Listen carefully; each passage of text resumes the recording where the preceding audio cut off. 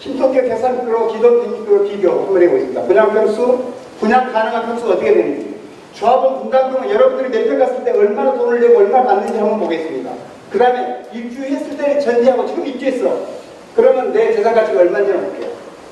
자, 신속통합계획이 아까 이거 보셨죠? 이게 신속통합계획이에요. 2051세대입니다. 130%. 아까 얘기했듯이 그대로 50평은 56평으로 세대수가 똑같아. 여기 156평은 142세대 51평으로 45평은 14세대는 밑으로 쭉쭉쭉 밀려있대. 줄여서가. 그 다음에 22평은 24평만 분양받아야 됩니다. 이거는 불변입니다. 그런데요, 여기서 150% 늘려, 160% 늘려로 소시가 딱 결정한 순간 준줄이 50평은 이제 40몇 평, 그 다음에 45평은 한 30몇 평, 그냥 밑으로 내려가야 되는 겁니다. 이게 신속통합계획. 이게 신속통합계획만 그러면 이렇게 무식하게 얘기하느냐. 신속통합계획이 뭡니까? 원래 빨리 해준다는 거죠. 그 다음에 49층 해준다는 겁니다. 기능이 얘기하고 15% 기부자고 10% 해줘. 거기에 대가는 내놔야 될 거 아닙니까? 기존안으로 가는 조합하고 이거하고 형평성을 맞아야 되잖아. 서울시가 국가가 아무 조건 없이 일방적으로 신속통합계획이 있다기 때문에 이런 엄청난 특혜를 준다? 그건 처음부터 말이 안 되는 거고요. 그러니까 이 세대수를 신통계획하면 늘리려고 하는 거고요. 그러면 기존으로는 이렇게 돼요. 기존에는 22평, 34평까지 갈 수 있습니다. 그 다음에 뭐 25평은 39평까지, 30평은 뭐 45평까지, 35평은 51평까지, 45평은 62평까지, 50평은 62평까지 갈 수 있어요. 기존은 110, 뭐 6% 하면. 그럼 내가 기존은 김영일 조합장이야. 기존으로 해도 이제는 130% 요구한다는 건 사기고요. 그건 정말 사기입니다. 왜 사기냐면 기존으로 한다는 얘기는 35층으로 가는 거거든요. 우선은. 자, 그러면 50층은 지금 요구하지 않고 있어요. 어떤 특혜를 요구하는 게 아닙니다. 그냥 지금 서울시 규정대로, 룰대로 신청하는 거예요. 룰대로 신청했는데 너 130 공공성 확보해? 이거는 할 수가 없죠. 그러니까 이게 가능한 거예요. 여기 보세요. 28평 이하가 1117세대 54.5%. 대한민국 강남에 이런 단지는 없어요. 이런 초소형 dak장 아파트, 서미 아파트는 없습니다. 여러분 유일해요. 이 자체로 아파트 가격은 똥값이 돼요. 똥값.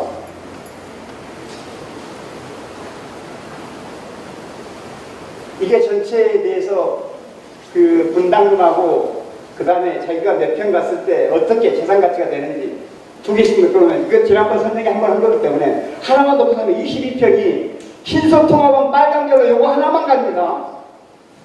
그런데 마이너스는 여기 마이너스는 추가 부담금이에요. 플러스는 한도금 아무것도 없는 것들은 돈을 받는다. 25평, 24평 가면 1억 2,600을 돈을 받는다. 여기 마이너스에 있는 건 22평, 24평 가면 6,600만 원을 돈을 낸다. 이런 얘기입니다. 자, 그런데 22평이 신속통합계획 하면 빨간 거 오직 24평밖에 못 가요. 그런데 6,600만 원 냅니다. 근데 얘가 입주하게 되면 한 33억 6천 가요. 33억 6천 가는데 6천만 원 낸 거 빼면 입주할 때 지금 입주했다고 보면 32억 9천 딱 33억짜리가 되는 겁니다. 33억짜리가. 자, 그런데 22평 조합원이 신속통합계획을 하지 않고 그냥 기존안으로 가게 되면 34평까지 이렇게 분양을 원하는 대로 갈 수 있습니다. 자, 그러면 똑같은 24평을 분양받는데 3천만 원을 더 내서 9,600만 원을 돈을 내야 돼요. 왜 3천만 원을 더 내느냐? 일반 분양이 별로 없어요. 조합원한테 최대한 늘려줬기 때문에. 그 일반 분양 수입이 줄어드니까 돈을 3천만 원 더 내요. 똑같은 24평 받는데. 그런데 여기 dak장 아파트는 평당 1억 4천을 계산했지만 1억 4천은 안 가요. 이 dak장 아파트가 1억 4천이라면 24평 정상적으로 1800세대만 지으면 평당 1억 5천만 계산했을 때 36억이 되는 거고요. 36에서 9,600 추가 부담금 빼니까 35억이 되는 겁니다. 그러면 입주했을 때 똑같은 24평을 받아도 3천만 원 더 냈지만 재산 가치는 약 2억 1천만 원 더 높습니다. 기존 안으로 가는 거예요. 근데 만약에 22평이 내가 달러 빚을 내가지고 7억 7,100만 원을 내고 34평을 받았어. 그냥 달러 빚 낼 것도 없어요. 그냥 연체해도 돼. 연체 이자를 다 물고도 그냥 됐잖아요. 그 이자를 연체 이자를 해봐도 몇 푼 안 돼요. 7억 7,100만 원을 추가로 내고 받았더니 41억 8,900만 원이 돼요. 7억 빼고 원래는 49억 6천짜리가 되는데 50억이 넘습니다. 34평은 지금은 50억이 넘어가요. 근데 49억 6천이라고 보고 아까 7억 7천만 원 빼면 순수하게 내 재산 가치는 41억 8,900이에요. 그러면 아까 여기 신속통합계에서 32억 9천, 1차택만 받은 거하고 이거하고는 정확하게 9억이 이익입니다. 여기서 22평이라고 여러분들이 생각하시고 신속통합계획에서 나는 돈 조금만 내고 32억 9,400만 원짜리 갈 거냐, 아니면 달러 빚을 내든 아니면 연체시키면서 34평을 신청해서 한 42억 되는 아파트를 갈 거냐, 어떤 걸 하시겠습니까? 김영일 조합장은요, 이게 돈이 누가 7억 1천만 원 가지고 있는 사람이 어디 있어? 그러니까 다투리 가야지. 그건 지 생각이고, 지금 앞으로 리버파크나 엉덩이나 한강변은 다릅니다. 어떻게든 눈치 봐가지고 겨우지간 큰 평수예요. 15억, 20억을 내고라도 큰 평수, 30억을 내고라도 펜트하우스, 겨우지간 큰 평수. 이게 한강변이에요. 강북은 다르죠.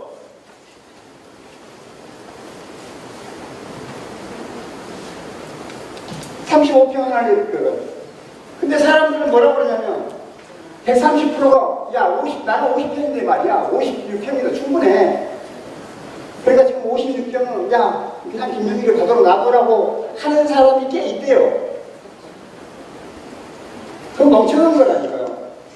단지 자체가 여러분들이 신속통합계획에서 작장 아파트가 되면 56평이 평소에 예를 들어 70억이라고 그러면 80억짜리라면 이 작장 아파트는 60억, 70억밖에 안 돼요. 10억 이상 내 재산 그냥 난 56평이면 만족할 수는 있어요. 내 재산 가치는 10억에서 15억 손해예요. 자, 35평 신속통합기업으로 가면 34평만 받아야 돼요. 그러면 1억 3,700을 내고 입주하면 44억 8,300이 돼요. 그런데 이 30평이 45평을 신청하게 되면 8억 8천 내야 되는데 55억 1천만 원짜리가 돼요. 8억 8천을 빼고 원래는 63억 9천에서 8억 8천 빼서 순수하게 나한테 떨어지는 재산 가치가 55억 천. 자, 여기서 44억 빼면 얼마예요? 약 11억 정도 이익입니다. 큰 하는 게. 그 다음에 50평 볼게요. 50평이 나 부부가 둘이 사는데 그냥 나 여유있게 34평만 충분하죠 사는 데는. 나 34평에 불만 없어. 너 62평 필요 없어. 볼까요? 필요 없는지? 34평 9억 7,500만 원 돈 받습니다. 돈 많이 줘. 9억 7,500만 원 돈 받아요. 50평이 34평을 가면 또 신속통합기획을 가면 56평을 받기 때문에 2억 2,400만 되고 69억 4,600짜리가 재산 가치가 돼요. 자, 그런데 이 양반이 50평이 9억 7,500만 원 돈을 받으니까 원래는 49억 6천만 원짜리에다가 돈을 받았으니까 더 해야 되죠. 재산 가치로는. 원래 집 가치가 49억 6천에다가 9억 얼마 받았으니까 이 사람은 입주할 때 59억 3,500만 원짜리 재산 가치가 되는 거예요. 그런데 61평을 받는데 5억 2,500을 냈더니 79억이 돼.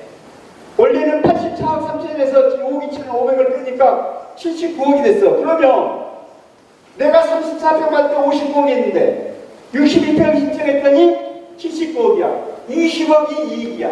자, 여기서 34평을 신청하겠다는 거. 50평이라면. 역시 오늘 나오신 분은 정말로 똑똑하신 분입니다. 이거를 신청하는 멍청한 놈이 어디 있어요. 그런데 이걸로 끝나는 게 아니고 밑에 볼래요? 평형을 이뤄서 한국동을 받으면 양도세를 내야 됩니다. 양도세를. 왜 양도세인 줄 아세요? 내가 아파트가 이렇게 큰 거였는데 부분적으로 이만큼을 판 걸로 봐요. 부분 매도로 봅니다. 들어가는 거에 대해서. 그래서 이 한국동에 대해서 양도세를 떼는데 1가구 1택이다, 3주택이다. 그러면 이 양도세가 구급 얼마의 절반 이상 3분의 2를 또 세금으로 떼가버려요. 그러면 한 3억, 4억밖에 못 받아요. 그런데 이걸 줄여간다고요? 자, 그냥 나 56평만 가도 돼. 69억. 근데 이 한 3억만 더 내고 79억이 돼. 62평 가면. 여러분 뭘 받을 거예요? 당연히 62평 받아야죠. 받아서요. 79억짜리를 받아서 1가구 2주택을 하면 80% 공제받고 세금 몇 돈 내고 팔아서 34평의 최고 로얄층을 골라서 사고도 10매도 60억이 남아요. 그러면 당연히 큰 평수를 사서 차라리 34평 가고 싶으면 팔아가지고 34평 로얄층을 골라 사고도 15억, 20억이 남는데 내가 왜 34평을 분양받아야 되죠? 이게 이렇게 중요한 겁니다. 30%냐, 세대수가 2,051세도 늘으냐, 소수지가 160%를 하면 2,500세도 늘면 여러분들은 56평 아니라 50평이 40여 평으로 가야 되니까 망하는 거고요. 그냥 망하는 것뿐이 아니고 이 단지가 죽어버려요. 소형 단지에서. 그러면 똑같이 56평이라 할지라도 130% 2051세대일 때 51평 가격하고 기존항으로 1081세대일 때 51평 가격은 큰 평수는 10억 이상 차이 납니다. 단장 아파트하고 일반 정상적인 아파트하고 당연히 차이 나죠. 이게 이렇게 중요한 겁니다. 130% 해야 되는지 말해야 되는지. 근데 여러분들은 애석하게도 신속통합기획으로 가는 한 기본이 최소가 130%라니까요.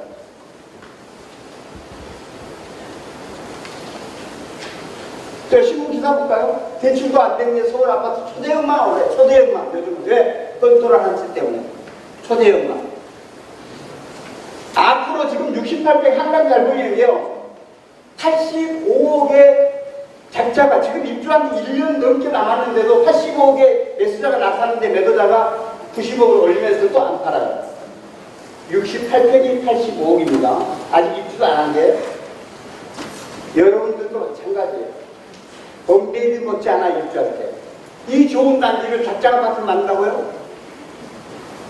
자, 한강경관진 대형평 이상한 가치가 높아 선호한다. 앞으로 원비리 비난 신청 결과 대형평 유치보기가 극심했어요. 소형평 24평하고 대형평 40평 이상의 재산 가치는 정말로 수십억 차이 납니다. 수십억. 또 여기는 서울경제. 강남상도는 크면 클수록 좋다. 재건축단지는 중대형 물량을 늘리고 있다. 늘리고 있죠. 더더욱이 한강변은 무조건 커야 됩니다. 한강이 조망되는 무조건 앞으로는 언변이든 한강 조망 올리면요 24평, 34평의 평당 단가가 제일 높습니다. 강북에 내렸는데 42평 레니안 컨트지만 해도 92평 평당가가 예를 들어서 6천만 원이라면 34평 1억이에요. 그렇지 않나요? 레니안 컨트지만 해도. 근데 한강변은요 한강이 똑같이 잘 보인다 그러면 예를 들어서 92평은 평당 그것도 1억 몇천, 34평 거의 1억 몇천 똑같이 가요. 똑같이. 예를 들어서 내가 60평을 똑같이 1억 5천 간다. 60평을 받으면 이거 90억이 되는 거고요. 내가 34평을 받으면 1억 5천 받으면 그냥 50억 되는 거예요. 50억. 그럼 60평을 받지 왜 34평을 받겠냐고요. 한강변에서.